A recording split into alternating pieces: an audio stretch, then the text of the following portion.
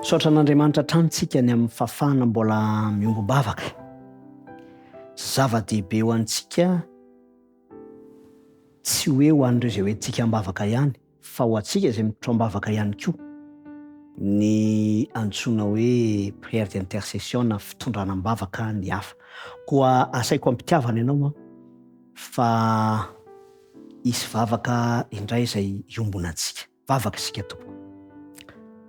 Rainay tsara indrindra izay any an-danitro ankehitriny dia mbola miantso ny anaranao izahay, mangataka ihany koa fahazahoan'antoka famelan-keloka satria anonona vavaka manokana indray amin'ity fotoana ity.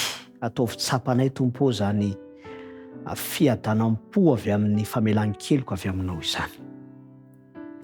Vavaka izahay voalohany indrindra ho an'ireo mpiasa am-panjakana rehetra. Manana didy manokana izy ireo eo anivon'izany sehatry ny fanjakana zany.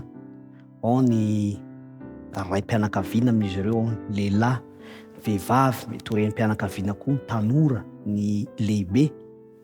Fa vavaka manokana ho azy ireo izahay tompo, amin'izany adidy izay napetraka ao amin'izy ireo izany, amin'ny sehatra ndraikitra rehetra, koa mba ahatsapa manokana ny fanatrehanao eo amin'izany asany izany anie izy ireo, satria misy fiantraikany amin'ny vahoaka tsirairay izany.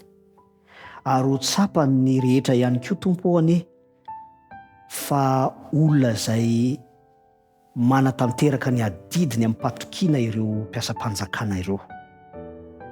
Menao hery sy tanjaka izy ireo mba ahafahan'izy ireo mahatanteraka izany, tsy ho varim-bariana ary tsy fantoka ihany koa amin'ny zavatra hafa fa amin'ny hiraka lehibe izay nanirahana azy ireo mba hanan'izy ireo fahombiazana, hisy fiantraikany amin'ny vahoaka manontolo. Mahatsiaro manokana ihany koa izahay ao anatin'izany ireo izay tsy salama tiana hoentina ambavaka manokana, indrindra ireo izay hiatrika fandidiana. Tompo malalo, mangataka fidirana ho an-tsehatra izahay ny amin'izany. Hiara hiasa amin'ireo dokotera izay manatanteraka izany fandidiana izany. Omenao fiadanam-po izy ireo miatrika izany. Koa sitraka indrindra ny saotranao ny amin'ny famalinao sahady ny vavaka araka ny sitraponao, fa tononona amin'ny anaran'i Jesosy Kristy izany. Amen.